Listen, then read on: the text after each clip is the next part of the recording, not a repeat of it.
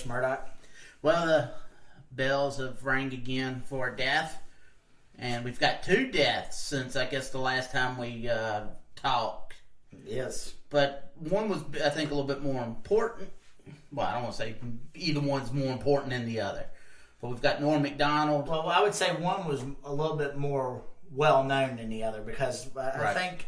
So Captain Mauser from the Police Academy movies, Art Metrano, he's a stand-up comedian. Give you an idea of around the time frame when he was kind of on the circuit was around when Johnny Carson was still in his prime on TV. Arthur Metrano, he appeared on Johnny Carson. Matter of fact, he had a little routine he did where he was kind of singing or humming a little tune while he moved his fingers, moved his hands back and forth, holding up different sets of fingers, making it look like he was switching them from one to the other. Years later, Family Guy would actually mimic the skit, and he ended up suing Family Guy for not having his permission for the routine. But be it here nor there, though, he was a stand-up comedian. Most people would recognize him from the Police Academy movies. I think 2 and 3 is which were the ones he appeared in. The other individual that we have to talk about passing was Norm MacDonald.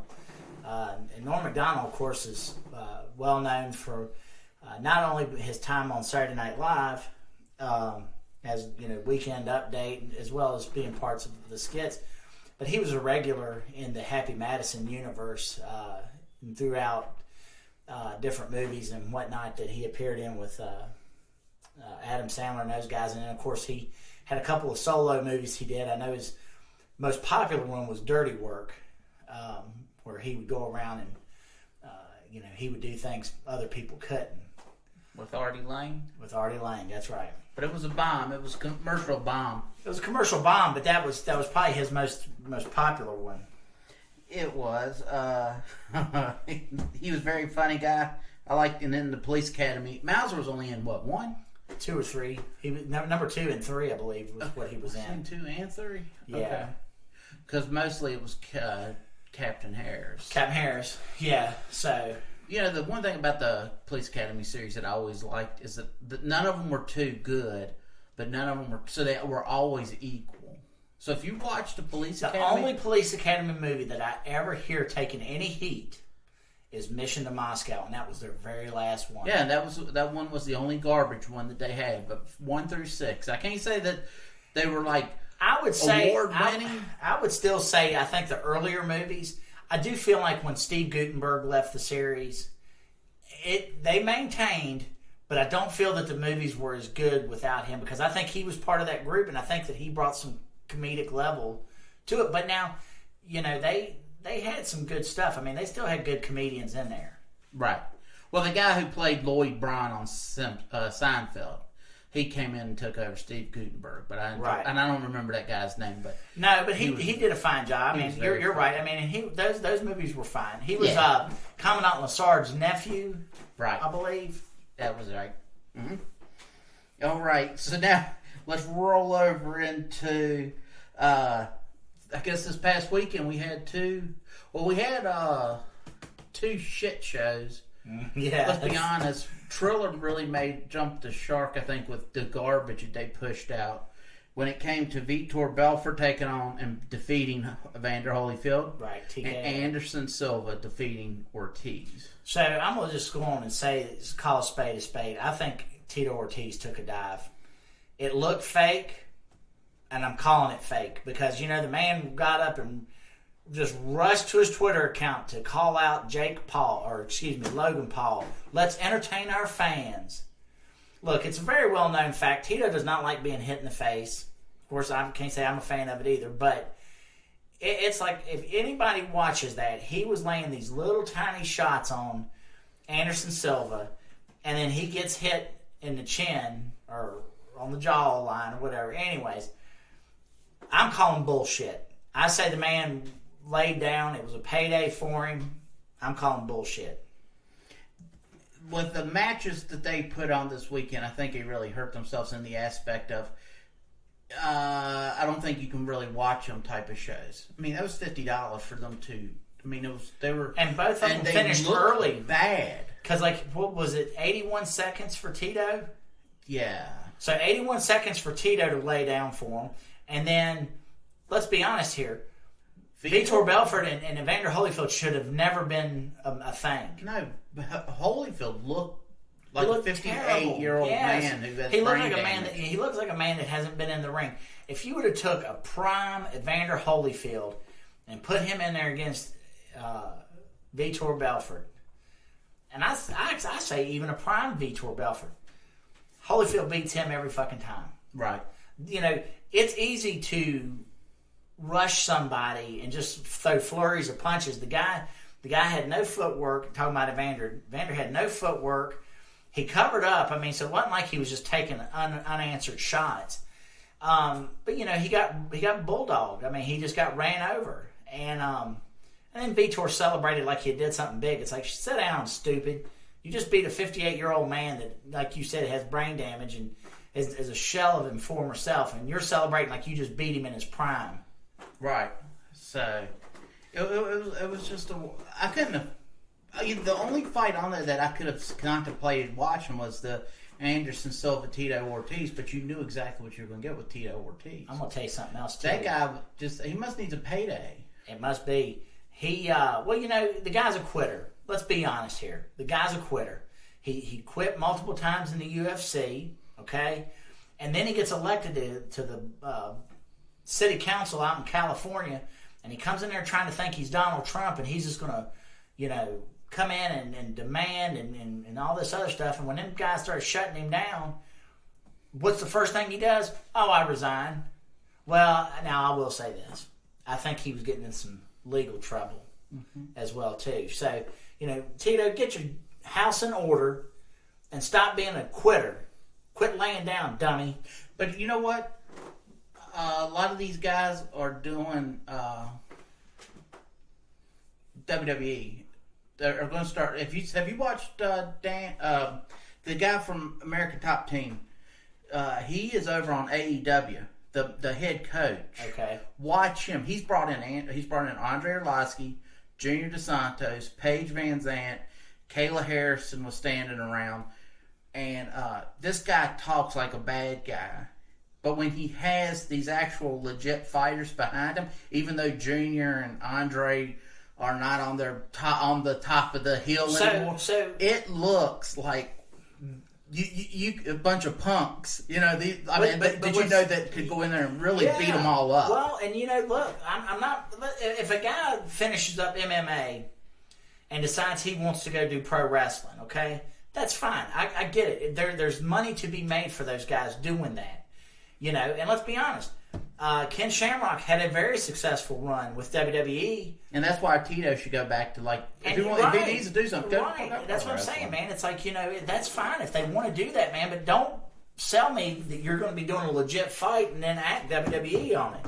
Right. So, but no, that's where I would send Tito Ortiz. All right, now we're going to roll in, still talking about someone who's in mixed martial arts. We got Conor McGregor. MTV past Sunday, VMA looked really bad. And well, not only did he look really bad, but the VMAs did under 1 million views, as they should. And well, come on, they were on VH1. They were on any Viacom station. So they were on multiple stations. They were on MTV, Comedy Central, VH1, BET, and still did less than 1 million. And they were barely scratching on them, but on MTV they were under 1 million. They said the demographic, you know, that 18 to 49, they did okay, but still, it looked bad. But going back to now, we roll into Conor McGregor, who wanted a picture with Machine Gun Kelly. He was denied that picture, and then he looked weird wanting to fist fight him. So. Oh, God almighty, man. And then he come off looking even worse because when he was interviewed and the reporter goes, hey, what was that all about? And he goes, oh, I don't even know who he was. Well, then why'd you ask for a picture with him, dumbass? You remember when Fred Durst started hanging around Britney Spears and Christina Yeah, and then Aguilera. he couldn't understand why Limp Bizkit wasn't being taken serious anymore. Right, then they went. That's what it reminded me of when I saw Conor McGregor sitting there. I felt like Limp Bizkit. Now I don't know if you've seen Fred Durst, but he looked really. I mean, he's grown his hair out. It's gray. I think he might be doing a movie role or something. Yeah. But it looks really weird. It looks like a grandpa up on stage. Yeah. And he canceled his concert. I guess something with COVID. Of course. Well, he's canceling his concert because of poor ticket sales, because nobody's going to go see Limp Bizkit. Well, okay.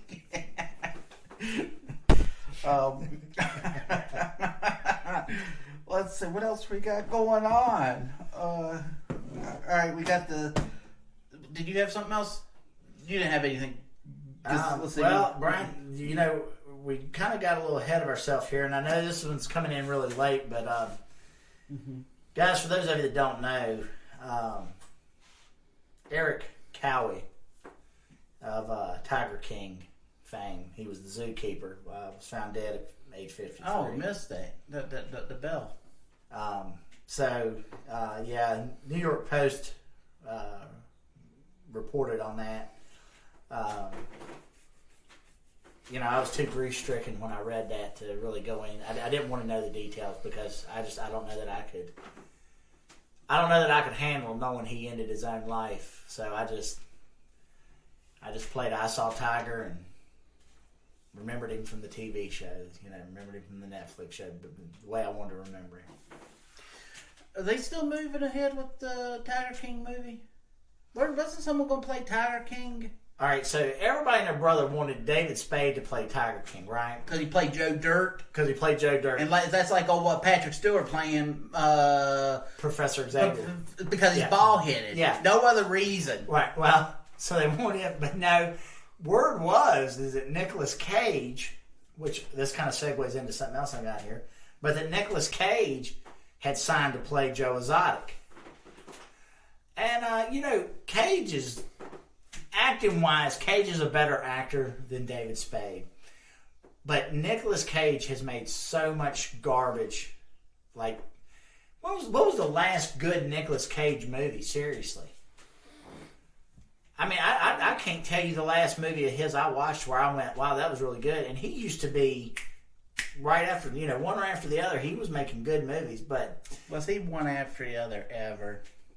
Yeah, because there for a while, man, I mean, he had several movies. I know he got The Rock. And he had Face Off. And then, what was that one he did where he was a cop out in Vegas? Or something like that. Well, Leaving Las Vegas was good. It wasn't more like it was not a, let's see here. I'm sorry, Ghost Rider was actually really good. National Treasure, he did 2 of those. Face Off, Con Air. Let's see. I have Gone in 60 Seconds. Lord of War. The Rock. Leaving Las Vegas. He did 2 Ghost Riders. City of Angels. Oh, he was in the Spider-Man Into the Spider-Verse. Oh, and The Croods. He had a brief part in Fast Times at Ridgemont High. National Treasure was good. I enjoyed that one. Well, I mean, all those movies right there of his were good. You know what I'm saying? But he's got a string of shit too. He does have that. He has went on record. It's official. So he has said he will never retire. Wow. Who asked him that question? He may not want to retire. But I will say this, I think Hollywood will retire him. Now, let me switch gears here for a second and to actually talk about somebody who I really like is Val Kilmer. And if you haven't watched the Val Kilmer documentary, I think it's on Prime, called Val, you really should. It is really well done. His son narrates it. And it shows him, and he seems like a really good guy. Like, he seems like somebody I would want to meet. I enjoyed the documentary so much so that I actually went back and watched the Batman and Robin movie. Of course, obviously, you know, he was in Tombstone. Everybody loves him as Doc Holliday. And, of course, he's got comedies, you know, Top Secret, Real Genius. But I went back through and I watched him play Batman because he referenced Batman multiple times there in his documentary.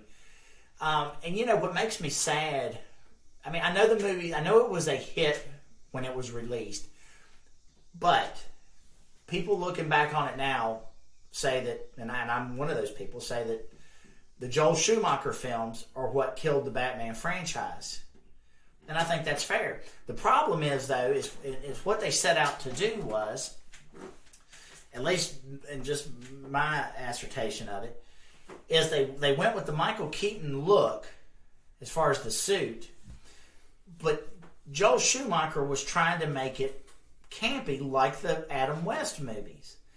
So to me, it almost made me go, well, then, if you were going to go for that, shouldn't we have just kind of wiped the slate clean and started over? Val Kilmer absolutely could have pulled the Adam West, that dry delivery like Adam West used to do to deliver because he absolutely could have done that.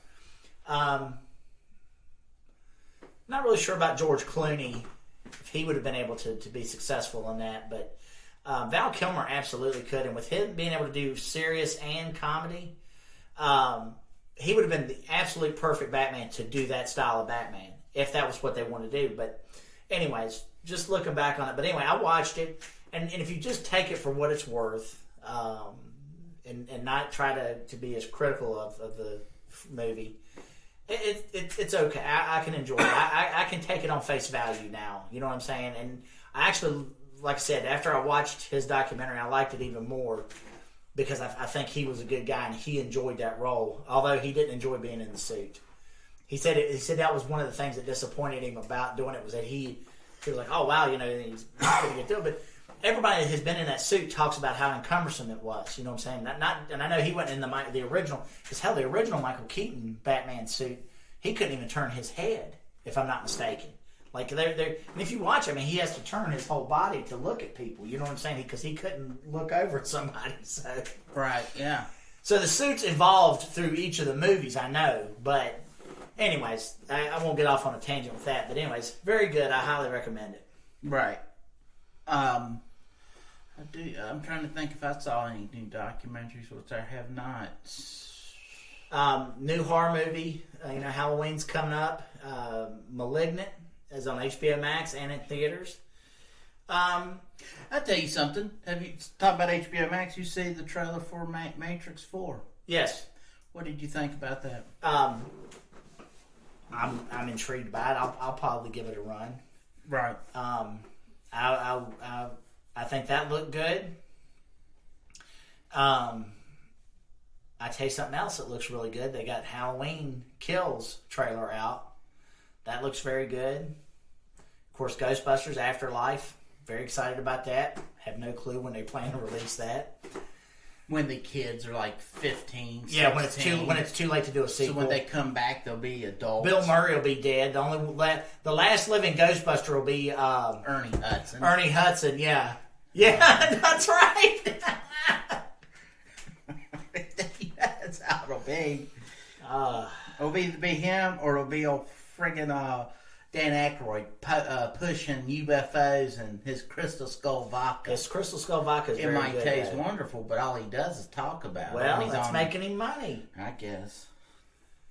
I mean, one, it's a cool bottle, and two, it's a smooth vodka, so... Right, but that's all he's going to talk about. That's all Conor McGregor talks about. I know. And that's garbage whiskey. That's... No, it's not. It's good. I do not like it. Yeah, so, alright, I'm trying to... Did you hear Nicki Minaj got kicked off Twitter? I did. Apparently Tucker Carlson... she shared some anti-vax stuff, and she got kicked off. She was talking vaccines. Yeah. She got kicked off yesterday. Well, here's what's dangerous about this is... all right. I'm not going to go into any specific details here, but I will tell you this. Where I work, the doctor that was treating COVID-positive patients was prescribing ivermectin and giving them vitamins, and he was experiencing success with it. But because of the CDC guidelines coming out, complaining about ivermectin, the company took the stance that would no longer be prescribed. And no, it's not that horse dewormer, okay? So, what bothers me about these big medias is that if you do share something that's factual, okay? And I realize in this day and age with the internet, there's a lot of garbage out here. But there is factual stuff that there's nothing wrong. Why are we not having a conversation about what's working? Because people want this pandemic to get behind us.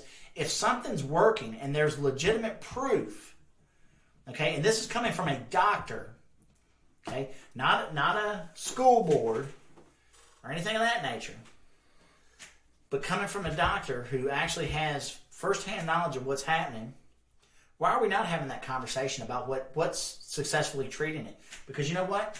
I, in my heart, believe, there's a lot of pushback right now on the vaccines. Obviously, the masks are 50-50 out here. Some places want you to wear a mask, some don't.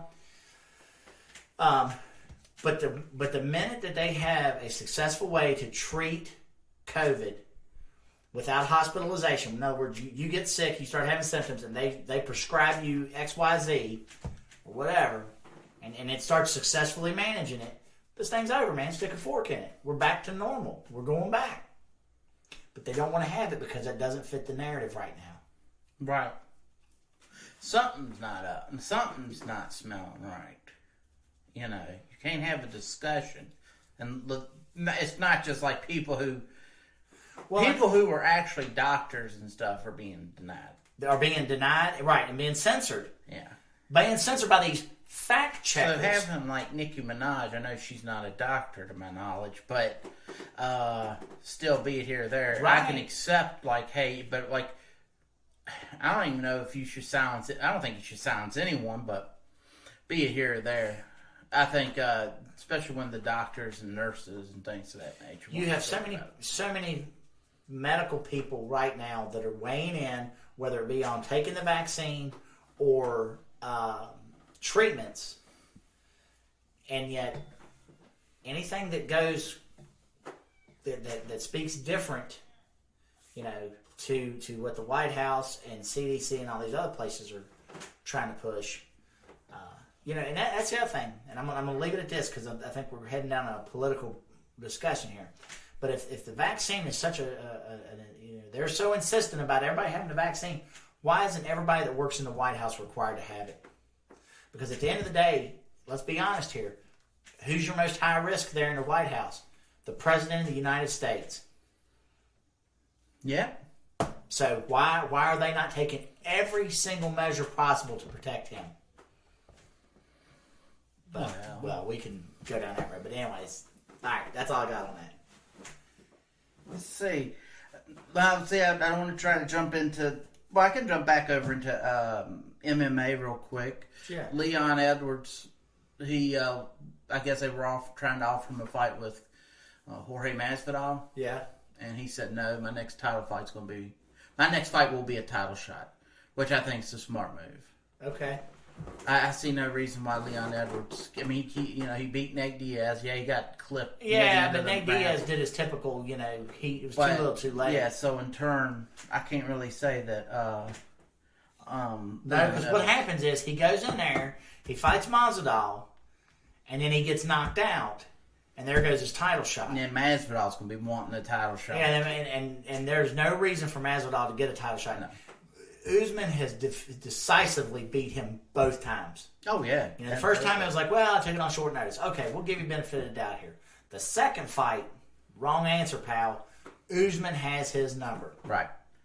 And then going back to, I guess, go back to the round circle, Jake Paul, Anderson Silva beats Tito Ortiz. He starts calling out Jake Paul. I think he was Logan Paul. Logan Paul. He wants to entertain the fans. Then Dana White was saying that he'll never fight Anderson Silva. Jake Paul came out. He said Dana said Jake. Did you see that? Dana has said that Jake Paul will never call out Anderson Silva because Anderson Silva is the same weight as him. It was the same weight class, and he said Anderson Silva is actually good at boxing. Right. But the challenge from Jake was Logan takes on Anderson. No, Logan takes on Tito. Right. And then it's Anderson and Jake. And then it's the lady who fought on the undercard of his fight takes on Amanda Nunes. If their side wins, then any fighter can have a fight outside of the UFC. Otherwise, he'll stop talking about it.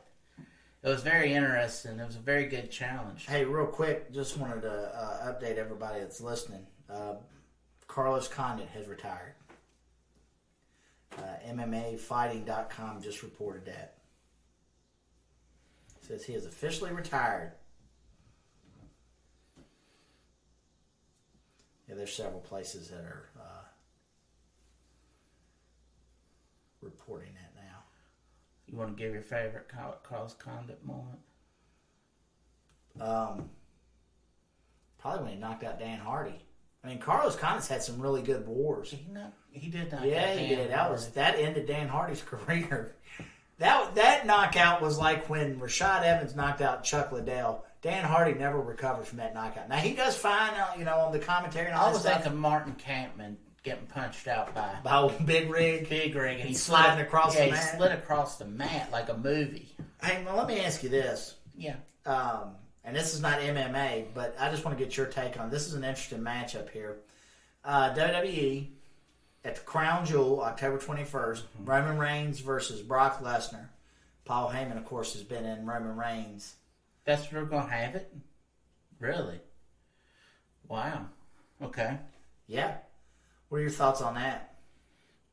Well, it'll be a good build-up. Because you've got the right guy helping it put together. Yeah. So, I don't know how it'll play out, but we'll see. I would keep Roman Reigns with the strap. I know that. Yeah. I mean, right now, in all honesty... Brock don't need a belt. No, Brock doesn't need the belt.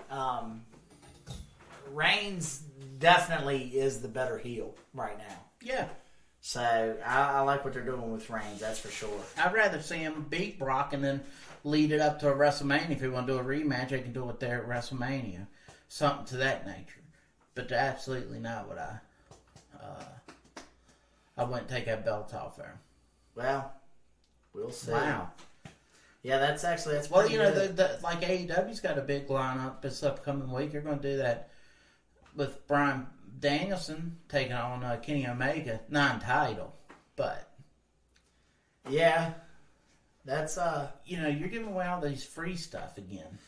But who's buying pay-per-views? Honestly, Well, the last All Out was 200,000, but I think that was CM Punk coming back. You had people interested in seeing that. I don't know, man. I just why don't these wrestling shows just say, hey, we're going to lead into a big free show? I know they're going to they're well, it's good in their pockets. That's our money, but I don't know, man. I can't see paying for a wrestling pay-per-view anymore. Right. I can't. Now obviously like with NWA 73, I'm an NWA guy, so I would probably give them my money, but I'm also not spending $50, $60 for their pay-per-views either. Right. But I really like the feel and the stuff they're doing over there. So, and then I know we just talked on the last podcast too about all the different wrestlers that have come through NWA that have gone on and either in WWE, they're in Impact, or they're over in AEW, and they're making a difference out here. These are the people that are coming in and actually getting pushed. Right. So, NWA is bringing in really good talent. I mean, it's and there's a lot of exciting stuff going on with the partnerships and stuff like that. But like we've talked before, why would anybody buy a pay-per-view anymore in wrestling? Because they're Brock Lesnar and them. I mean, now Brock Lesnar will probably be the exception. Him and Roman Reigns will probably not wrestle until the pay-per-view. But most times, man, I mean, hell, if it's going to be John Cena and go on, whoever. Well, not that I advocate going on YouTube, but like the Triller, I watched Anderson Silva knock out Tito Ortiz. It was shown to me. Yeah. And I said, oh, I forgot all about that. And it was already over. Mm-hmm. And I looked it up just to see where Holyfield was. And he was already out there. He was already and that was on YouTube. Yeah. And it was a clean picture. Yeah. It wasn't like I was trying to find it. No. I just wanted to see the news about it. So, yeah. So, that's all I have on my list for today. That's today. about all I got, too. You know, I'm sorry, folks, that we started the podcast off with such grim news. But, 3 deaths. 3 deaths. You know, 2 comedians and a zookeeper. Well, so it happens. So until next time, I'm Brian. I'm Iron Dutch Murdoch. We'll see you later. Thanks for listening to Potato Shop Podcast. You can listen to us on Apple Podcasts, Google Play, Podbean, and all the other places you find your podcast. Follow us on our different social media. At Instagram, we're at Potato Shop Podcast. Twitter, at Potato Shop PC. Then swing over to our YouTube channel and subscribe. Click the notification bell on our YouTube channel, and you'll find that at Potato Shop PC. So until next time, later.